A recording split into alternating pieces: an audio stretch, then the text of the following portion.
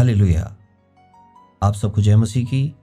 किताब मुक़द्दस से मैं खुदा का कलाम आपके लिए लेके आया हूँ और आपसे रूबरू हो रहा हूँ। अजीज़ों, किताब मुक़द्दस में लिखा है इब्रानियों की पत्री 12:2 में बाइबल कहती है, यीशु को ताकते रहो, तुम्हारी आंख से वो ओझल ना हो। मुर्गी जैसे अपने बच्चों को अपने परों के नीचे छिपा लेती है, ऐसे ही हम प्रभु के पास रहें ताकि वो अपने परों में हमें शरण दे, वो हमें अपने साए में छुपाए रहे। अक्सर ये देखा गया है कि अगर मुर्गी से बच्चे बहुत दूर चले जाएं तो उनका शिकार शत्रु कर लेता है। हालेलुया। तो ये ज़रूरी है कि हम अपनी आंखें आसमान के खुदा की ओर लगाने के साथ साथ प्रभु यीशु मसीह को ताकते रहें। इसका मतलब है कि जो आसमान के खुदा ने अपने बेटे को मेरे और आपके लिए दे दिया, हम उसके कलाम पे चलें, क्योंकि यूहन्ना 14:15 में लिखा है, जो मुझसे प्रेम करता है वो मेरे वचनों पे चलेगा। बाइबल कहती है इब्रानियों की पत्री 12:2 में, यीशु को ताकते रहो। अजीजों, दो अलग अलग बात हैं। एक बात, यीशु के पीछे चलना अलग बात है।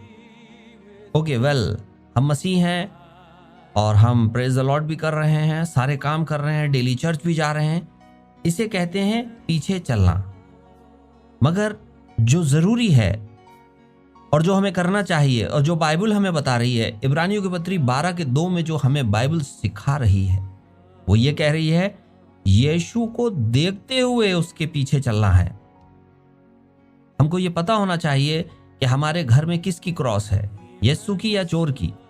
आसमान के खुदा के बेटे की अगर क्रॉस है तो हमारी जिंदगी में वो चीजें दिखेंगी कि हम किसको फॉलो कर रहे हैं। और यदि हम अपनी धार्मिकता बनाकर अपने हिसाब से चल रहे हैं तो वो ब्लेसिंग हमारे जीवन में नहीं आ सकती, क्योंकि बहते हुए सोते के पानी को हम बाल्टी में भर के अपने घर में नहीं रख सकते हैं। अगर हम आगे बढ़ना चाहते हैं, हम प्रभु में उसकी मोहब्बत में आगे बढ़ना चाहते हैं, तो ये ज़रूरी है कि हम उसको फॉलो करें, उसको देखते हुए हमारी निगाह से वो ओझल ना होने पाए। क्योंकि बाइबल ऐसा कहती है, जब जब लोगों ने ऐसा सोचा है कि प्रभु हमारे साथ है और हमें कोई परेशानी नहीं है, लेकिन प्रभु जब जीवन में आता है तब बड़ा ही रौनक और बड़े ही अनुग्रह के साथ हमारे जीवन में उसकी इच्छाएं प्रकट होती हैं। लेकिन अगर वो नाराज हो जाता है और हमारे जीवन से चला जाता है तो हमें पता नहीं चलता है। और अजीजों, ऐसा ही सैमसन के साथ भी हुआ था। उसके साथ खुदा था, उसने उसको ताकत दी, उसने तमाम बड़े बड़े काम किए उस ताकत से, लेकिन वो प्रभु के पीछे तो चलता था, लेकिन कहीं ना कहीं उसकी निगाह आसमान के खुदा के ऊपर से हट गई। और नतीजा ये हुआ कि जो उसे मना किया गया था वो राज उसने बता दिया, और उसके बाद उसके जीवन में कष्ट आया, उसकी आंखें फोड़ दी गई, तमाम बातें हुई। लेकिन उसने खुदा के आगे रिपेंट किया और प्रभु से एक बार फिर ताकत मांगी, तो आसमान के खुदा ने उसको फिर से ताकत दी। तो आज जरूरी ये है कि हमारी निगाह किस पर है? हमारी निगाह लोगों पर है, परेशानियों और समस्याओं पे है, या आसमान के खुदा के बेटे पे है? हमारा जिंदगी का फैसला इन्हीं बात पे होगा। बाइबल ऐसा कहती है, जब इजरायली मिस्र से निकल के आ रहे थे तो वो बहुत चिल्ला रहे थे समुद्र के पास खड़े होके कि पीछे से रथों पे मिस्री आ रहे हैं, हमें मार देंगे। लेकिन मूसा शांत था। क्यों शांत था? क्योंकि बाइबल ऐसा कहती है कि मूसा की निगाह आसमान के खुदा की ओर थी और इजरायलियों की निगाह बार बार पलट कर मिस्रियों की ओर थी। और जब मूसा ने उनको हौसला दिया कि आसमान का खुदा कहता है इन मिस्रियों को दोबारा कभी नहीं देखोगे, उन्होंने यकीन किया। फिर उन्होंने अपनी आंखों को बदल लिया, उन्होंने मिस्रियों पे नहीं खुदा पे लगाई, और यही वजह थी कि वो समुंदर को पार कर पाए। यही कोशिश जब मिस्रियों ने की तो उस समुंदर में डूब मरे। हालेलुया। तो आज हमारे जीवन में यह निर्भर करता है कि हमारी आंखें किस पे लगी हुई हैं, यीशु पर, या हमारी आंखें सिर्फ अपनी बनाई हुए मार्ग पर चलते हुए ऐसा महसूस कर रहे हैं कि हम यीशु मसीह के पीछे चल रहे हैं, दुनिया की किस्से, कहानी और बातें आज हमें प्रचार में और सब जगह सुनने को मिलती हैं, मगर यीशु का नाम बहुत छोटा सा मिलता है, जबकि सेंटर ऑफ हार्ट गॉस्पेल का जीसस है। पूरी बाइबल एक ही व्यक्ति के बारे में लिखी गई है और उसका नाम है यीशु नासरी। मगर कई बार हम किस्से, कहानी और मट्टी मट्टी की तारीफ नहीं कर सकती। मैं आपकी तारीफ नहीं कर सकता, आप मेरी तारीफ नहीं कर सकते, तारीफ तो सिर्फ उस खुदा की है। लेकिन हो यही रहा है कि हम खुदा के कलाम को छोड़कर लोगों के बारे में बात कर रहे हैं। पतरस एक अच्छा व्यक्ति था, वो एक प्रेरित था, प्रभु को प्यार करता था, लेकिन उसकी तारीफ नहीं है। पौलुस एक अच्छा व्यक्ति था, मगर उसकी तारीफ नहीं है। इस दुनिया में किसी की तारीफ नहीं है, तारीफ सिर्फ यीशु नासरी की है। पतरस भी यीशु मसीह के बारे में बता रहा था, पौलुस भी यीशु मसीह के बारे में बता रहा था। तारीफ सिर्फ और सिर्फ यीशु नासरी की है। और जब हम उसकी तारीफ करते हैं, हमदो सन्ना करते हैं, तब हमारे जीवन में वो ब्लेसिंग आ जाती है। हालेलुया। तो अजीजों, ये जरूरी है कि हम अपनी निगाह उस आसमान के खुदा की ओर लगाएं, और अगर हम ऐसा करते हैं तो यकीनन खुदा हमें ब्लेस करता है। और बाइबल में आपने सुना है और पढ़ा भी है कि पतरस जब पानी पे चलना चाहता था, तब उसने प्रभु यीशु मसीह से कहा, आप उस कलाम में जाके पढ़ें, आप देखेंगे कि पतरस जब पानी पे चलने की इच्छा जाहिर करी तो आसमान के खुदा के बेटे ने कहा, आजा।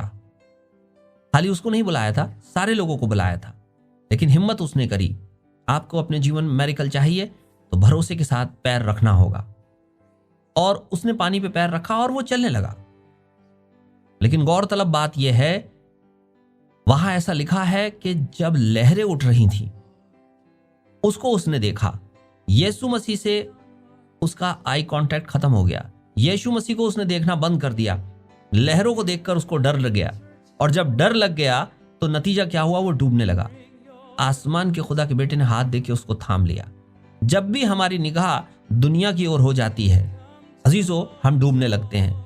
अगर हमें पानी पे चलना है, अगर अपने जीवन में उन मुसीबतों से उस समुंदर, 3 मील के समुंदर को खोलना है, तो आज हमें यीशु को देखना होगा, फोकस्ड जीसस को करना होगा। अगर हमारी आंखें उस पर लगी हैं तो हमको कोई पानी नहीं डुबा सकता। बाइबल कहती है तू आग में जाएगा लेकिन जलेगा नहीं, पानी में जाएगा लेकिन डूबेगा नहीं। हालेलुया।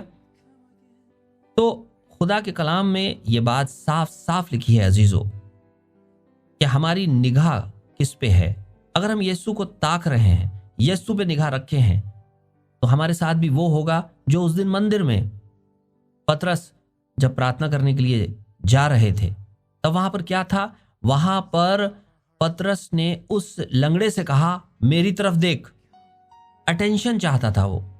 और जैसे ही उसने पतरस की तरफ देखा, उसने कहा, तेरे मेरे पास सोना और चांदी तो नहीं है, लेकिन मेरे पास एक नाम है, आला नाम यीशु नासरी के नाम से चल फिर। और वो लंगड़ा उठ खड़ा हुआ। अटेंशन चाहिए हमको। सेंटर ऑफ हार्ट, अपने जीवन में पहला स्थान यीशु को देना है, और अगर हम यीशु को देते हैं तो यकीनन खुदा हमारे जीवन में कार्य करता है। हालेलुया। तो जो इजराइलियों के साथ हुआ, उनके लिए 3 मील का समुद्र खुल गया। जो उस लंगड़े भिखारी के साथ हुआ, वो मेरे और आपके साथ भी हो सकता है। फोकस्ड यीशु पर। अगर तकलीफ है, बीमारी है, डॉक्टर को दिखाइए, बिल्कुल दिखाइए। जिंदगी में तकलीफ है, परेशानी है, किसी अधिकारी के पास जाना, बिल्कुल जाइए, लेकिन सबसे पहला स्थान यीशु का है। वो अधिकारियों को, दिलों को मुलायम कर देता है, तूफानों को थाम देता है, बीमारियों को उससे चंगा कर देता है। ऐसा यीशु नासरी है। आप सबको जय मसीह की। शालोम। आप से एक बार फिर मैं उस बात को दोहराते हुए आगे मैं प्रार्थना में जाऊंगा। आप इस जो चैनल है इसको सब्सक्राइब करिए और लोगों तक शेयर करिए, ताकि खुदा का कलाम, बाइबल कहती है, जो सेहत में तुम्हें मिला है उसे लोगों तक दो, ताकि लोगों तक पहुंचे और उनके जीवन में अनुग्रह आए। आइए आंखें बंद कर दी। धन्यवाद आसमानी खुदा, अपना रहम, अपनी दया बनाए रख। जितने लोग इस समय इस इबादत को, इस प्रार्थना को सुन रहे हैं, इसमें मौजूद हैं, सब पर अपना अनुग्रह कर। तेरे वचन में लिखा है, 2 या 3 मेरे नाम से जहां इकट्ठा होते हैं, जो लोग मेरी बात मेरे साथ सहमत हो जाते हैं, मैं उनके जीवन में अनुग्रह करता हूं। आप सबके ऊपर अपना अनुग्रह करें और जो अपनी प्रार्थना निवेदन आपके सामने रखे हैं, यीशु नासरी के नाम में इसी समय आप उत्तर प्रदान करें। आपके मीठे पवित्र यीशु के नाम में मांगते हैं, आमीन।